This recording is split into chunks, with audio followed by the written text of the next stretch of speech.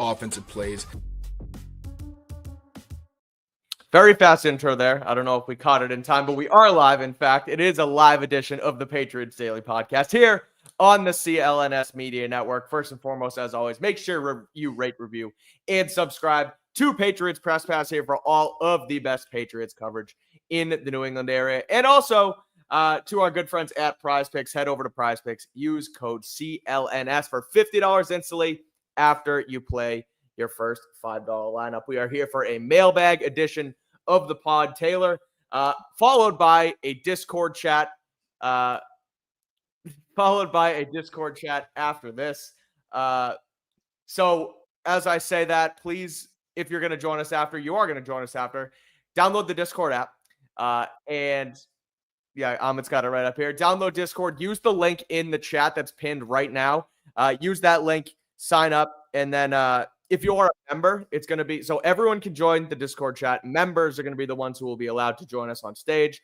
We had a lot of fun doing it last week, so we're going to try it again midweek, post mailbag, answer some questions here, and then head over to Discord and have a conversation with you guys as well. So if you're a member, drop your name in the YouTube chat. Amit will get you loaded up.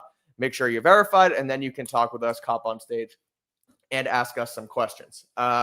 Midweek, post OTA, pre-mailbag, pre-minicamp mailbag. Patriots finished up OTAs the other day. They start their minicamp next Monday through Wednesday. So we're going to answer some questions here for the next 20-ish minutes or so until we hop over to Discord and do something similar. So Taylor, that's enough for me. Let's just do it. We'll do it the old-fashioned way. How you doing? How's your Wednesday? How's everything? How we rocking and rolling in the midweek here? I'm fine. Nothing's different. Everything's the same. That's It's so just mean. that part of the calendar, man. Like I know. I'm genuinely terrified for when we don't have any media obligations. I don't know what I'm going to do with myself, but no, I mean, we got some mailbag questions. It's enough that we still have something substantive to go on. So I'm good, man. Also, man, Mayor of Kingstown, this show is electric. I think my favorite right now, TV, my favorite director and like person is Taylor Sheridan, and then like movies and all that stuff, it's Tony Gilroy, the guy who made Andor. I'm obsessed with those two guys right now, and you gotta watch the first episode at least. You know how it is with all those shows. If you watch the first one, you'll get a pretty good vibe of what it is. I think you'll like it. So here's the thing. I was going to mention this towards the back end of the show as well, but I'll set it up here. This is my last show of the week, and it's my last show for a few weeks because I'm getting married this weekend, and then I'm going to Hawaii on my honeymoon. So Taylor's going to take over. He's going to take care of the show for the next couple weeks. So have no fear. Patriots Daily will stay here. But I wanted to mention that off the end of the Mayor Kingstown stuff, because what I'll try and do is for my long-ass flights to and from Hawaii, I'll try and watch the show, and I'll come back and see if I can give a review. We can talk about it when I come back, and we can go from there. But you might be ahead of me because I'm watching it with Liz, and she's like, she's not getting home till like 8 tonight. Last night, I was like doing stuff till late because obviously we were super busy. So we've been having to slow down a little bit. So be careful. Like don't like text me anything. Fine. I'll let you know where I am, and then when you pass that, we'll be on the same page. There we go. Sounds good. Sounds like a plan. But on that note, before we get into these questions, two small bits of Patriots news that we'll touch on before we get into the mailbag. First one is Patriots had a media day type of situation. Situation's not the right word. They had media day. I stopped myself because it's not media like we were down there. It's essentially getting ready for the video boards and the things they do. Everyone gets in uniform. They make their, let's go videos and stuff like that. And a couple people posted on social media, and the takeaway was the Patriots are in their gray pants. So it looks like blue tops, gray pants, no more blueberry uniforms for 2025. It looks like that is going to be the official, there we go, silver pants season. That is going to be officially, well, it's not official, but that looks like it's going to be the Patriots home uniform this season. I've never hated the all blues. I kind of just feel like I'm going against the grain with this one, but I really don't think they're all that bad, but people seem to hate them. I do also like the silver pants look as well. So I think it's more classic. It kind of reminds me more of the Patriots. The blueberries, the blue on blue felt way too color rush for me. So ultimately, I do think it's the right move to go back to silver pants. A lot of people like it. But what are your thoughts? Do you have a preference there? Are you happy or sad about? And I'll throw this too. 1000 put in the chat. Any leaks on the rivalry jerseys yet? No. But the Patriots will be wearing an alternate jersey this season that we've never seen before in one of their AFC East games at some point this season. So we'll look out for those as well. But looks like Silver Pants are the new home set. Taylor, what are your thoughts? I liked them when they were color rush jerseys, and then when they switched, just because I like shiny new stuff. So I was kind of excited about it. Plus, it felt like new era. There's no more Brady, so it was like, okay, it just felt kind of appropriate at the time. But maybe it's the association of everything that's happened in those uniforms. But I've really just gotten sick of them. They have just zero character. I constantly get them mixed up with Syracuse's jerseys, Illinois' jerseys, freaking East-West Shrine Bowl. Literally, they have the Patriots jerseys where if you see Patriots players who are in the Shrine Bowl, you basically have your jersey swap, just get another number. And I don't blame the Shrine Bowl. I think it just shows a complete lack of creativity from the Patriots.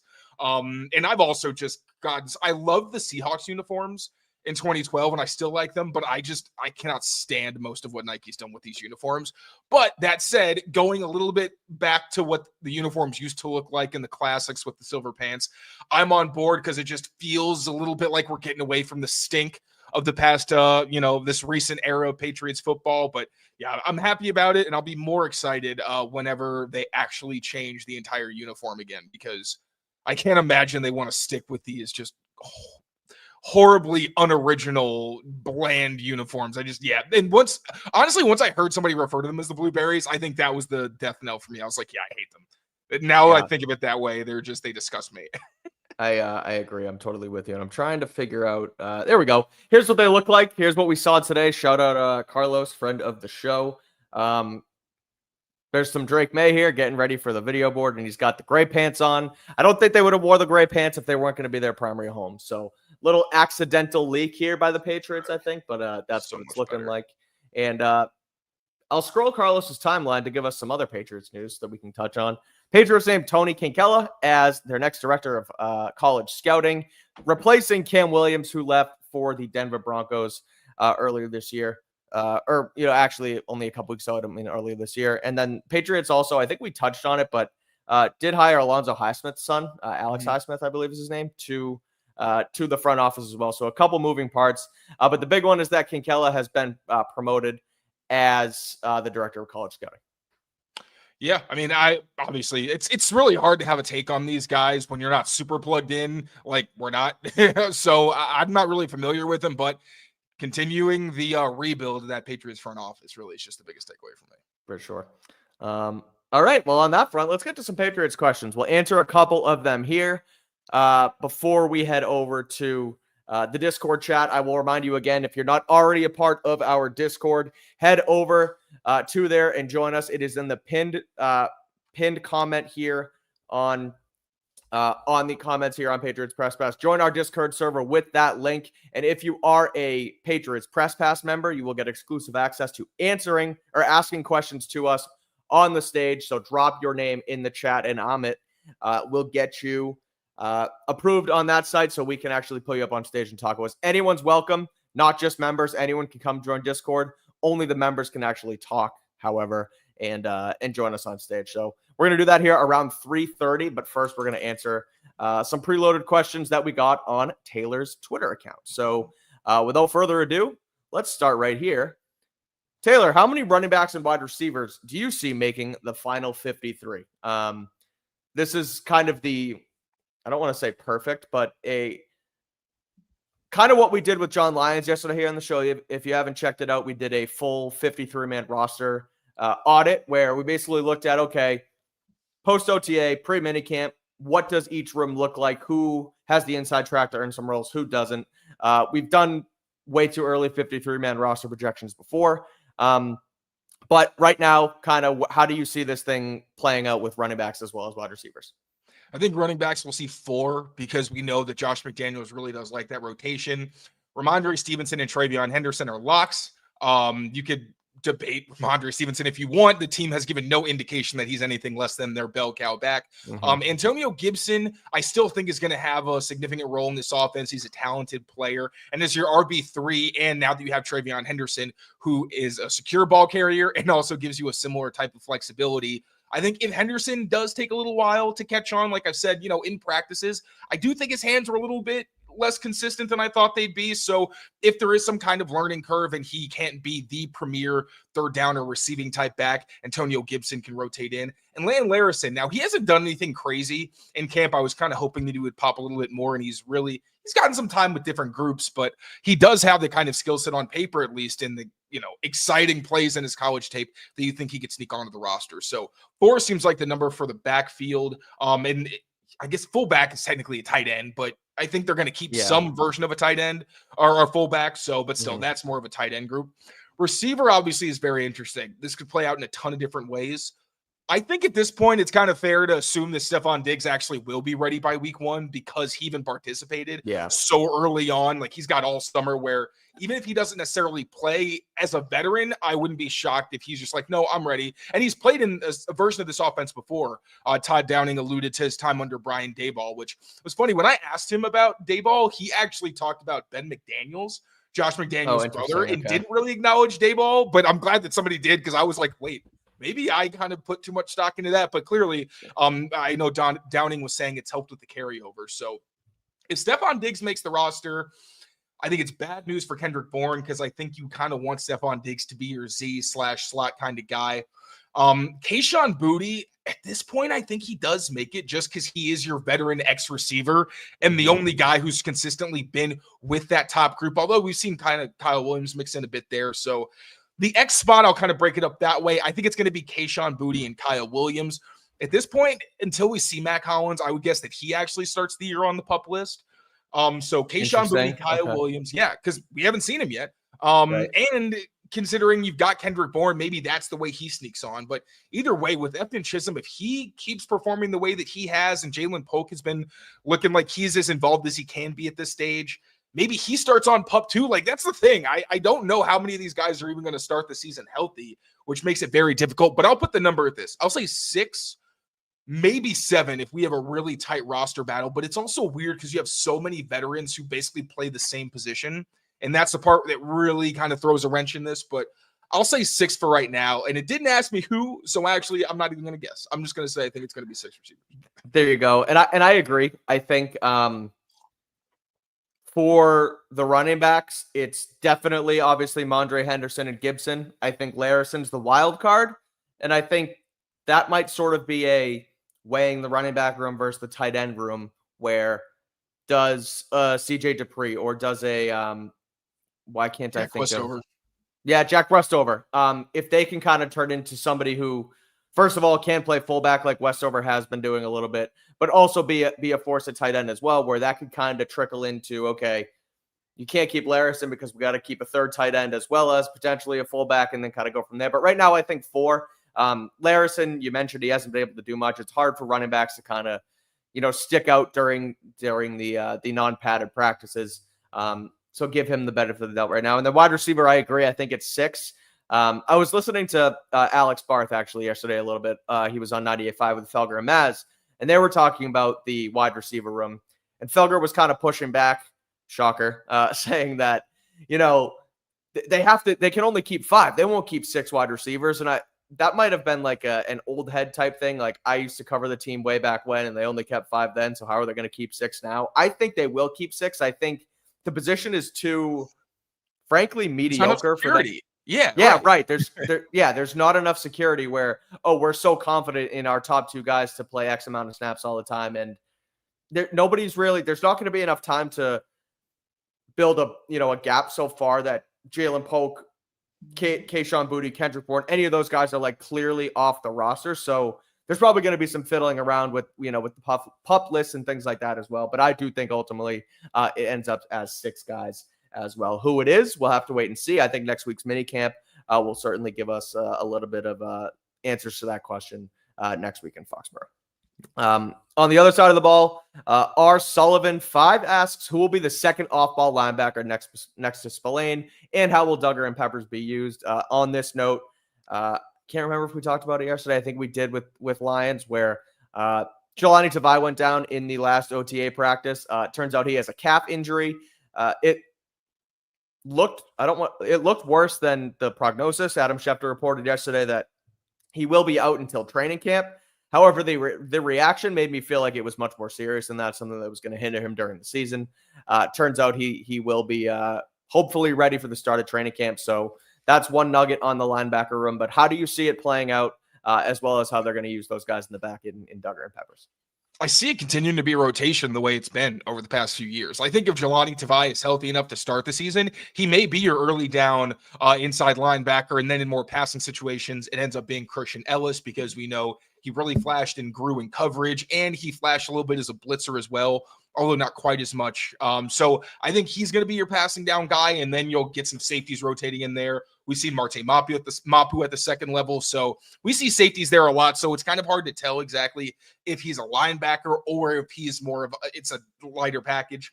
And then I think that Jack Gibbons is probably the top backup at that early down linebacker spot. But they've all been rotating. Like, it really is a battle right now. So just for now, if I'm just going based on their career histories, Jelani Tavai on early downs, Christian Ellis is your sub guy, and then Jack Gibbons is the first guy up if one of them isn't available.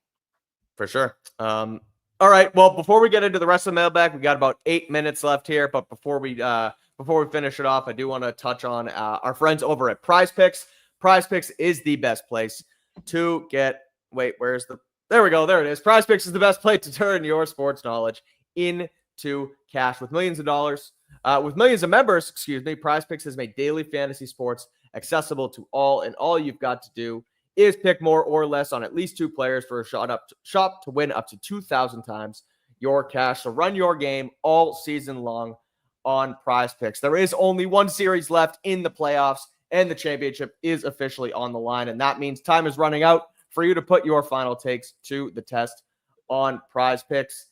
You think Shai Gilgeous-Alexander will have more than 30 points? You think Tyrese Halliburton will have less than 25? Cook up those hot takes with your friends and win real money this basketball season when you and your crew run your game on Prize Picks. Again, it is the best place to win real money this basketball season. And all you got to do is download the app, create an account, and use code CLNS for $50 instantly after you play your first $5 lineup. Again, that's code CLNS to get $50 instantly after you play your first $5 lineup. Prize Picks, run your game.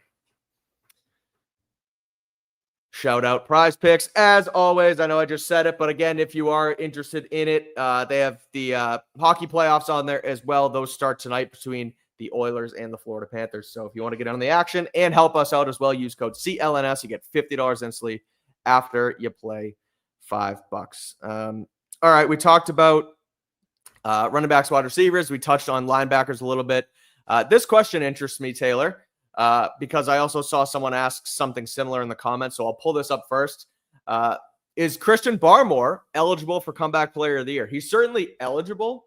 Now, will he win it is a different question. He's been active and involved at the start of the offseason program thus far.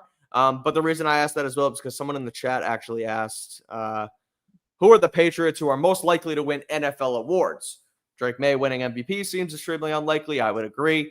Is somebody saying that? Yeah, right. No, I don't think so. I think he's just. I think he just is saying like that's the example, but I don't think it's going to happen. Like Christian Gonzalez, Defensive Player of the Year, is I don't want to say it's in play, but that one could kind of make some sense.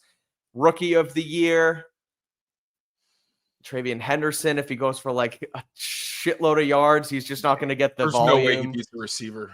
Or quarterback. Yeah, right. And so thinking of the awards, thinking of Barmore and what kind of impact he could have, who do you think is the most likely to win an NFL award this year? It's definitely Barmore, because NFL Comeback Player of the Year. I'll also add Mike Vrabel in as Coach of the Year. We'll count that as well. Oh, okay. That's all right, probably most likely, but go ahead on Barmore. But just to clarify, so Comeback Player of the Year is given to a player who demonstrates resilience in overcoming adversity, such as illness, injury, or other circumstances. Now, I think they've kind of come down on people who are just out of the league, like Joe Flacco. Right, I think isn't eligible. But Barmore obviously was out due to illness, so he's definitely eligible. I think Vrabel, Gonzo, and Barmore really are the guys, because if Mike Vrabel takes his team to the playoffs, he's got a very strong case for NFL Coach of the Year, because it would essentially be a complete 180 from what they did in the past couple of seasons. Christian Gonzalez, if this pass rush lives up to what we think it can be, he absolutely could be Defensive Player of the Year because he's the best man coverage defender in the NFL. And if the pass rush is as good as we think, it's going to give him more opportunities to pick off some quarterbacks who are making some hasty throws or some late throws. And I think he'll be playing a little bit more zone coverage that could put him in position to get some interceptions as well. And he's older. I'm hoping that zone coverage is the area of his game where we end up seeing the most improvement. So the most likely of those, I'd probably say Gonzalez because he's had a relatively cleaner bill of health. And again, there's so much depth on this defensive line that it would make sense if the pass rush did get better. And with Barmore, as much as we think that he can dominate when he's out there on the field and healthy, it was just such a serious condition that I'm still, I'm hesitant to fully commit to the idea of him, returning to form and being the guy. But, fingers crossed. It also just adds...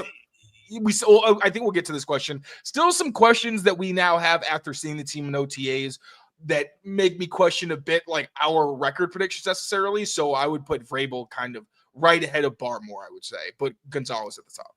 Yeah, I don't want to say it's unnecessary pressure on Barmore, but thinking that he's going to come in and completely wreak havoc, like let's get him on the field first and let's see him play and play well. Like, we know he can, but you don't want to put unnecessary, I don't know why that happened. Put unnecessary, he's going to come back and he's going to immediately be one of the best defensive, stoppers. It's like, let's take it piece by piece here. But I agree. I think he is up there as far as him, Gonzalez, as well as Mike Vrabel as well. But I believe this is the one you wanted to get to. And we talked about the record predictions that we did this year.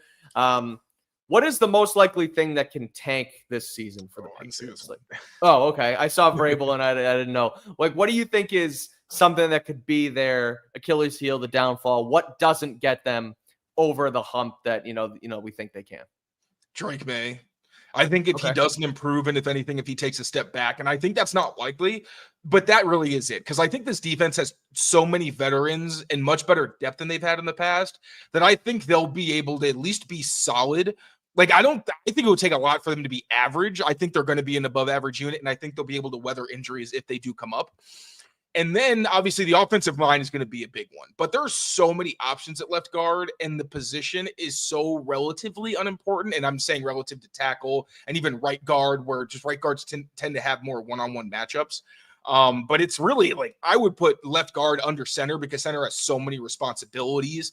Not necessarily that's harder to play, but in terms of importance. So I don't think it's left guard, but if Drake ends up, turning the ball over more consistently, if you maybe see for whatever reason, he gets gun shy or something like that, just any form of regression from him instead of improvement is going to be the thing. Because I think that the reason you have confidence in this offense is Drake May and Josh McDaniels. Josh McDaniels is where I think it's very unlikely that Drake May gets worse. But if for some reason he does, that's going to have a pretty significant effect on the rest of the roster, because then guys that you think will help Drake May reach his potential are going to be hindered by the fact that he isn't even quite as good as we think to be able to be the kind of players that we're hoping they can be this season. You mentioned in the question before something about, that we'll get to. I'm going to save that. We'll save the rest of our thoughts for our Discord chat in order to big market tease it and plug people in to our Discord chat, because it is 3:30, which means we're going to hop off here and we're going to hop on to Discord. So if you want to join us over there, join the Discord server. It's in the comments right now. Click the link, sign up. Anybody can join. We're going to have a conversation for about 20 minutes to a half hour or so over there.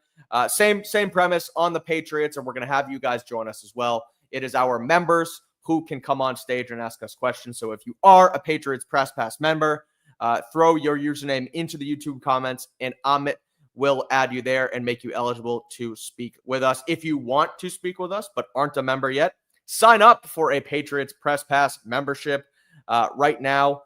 Here are our tiers. It comes with a ton of exclusive content, and including all of the awesome film breakdowns Taylor has been doing here on the channel. We got a bunch more to come.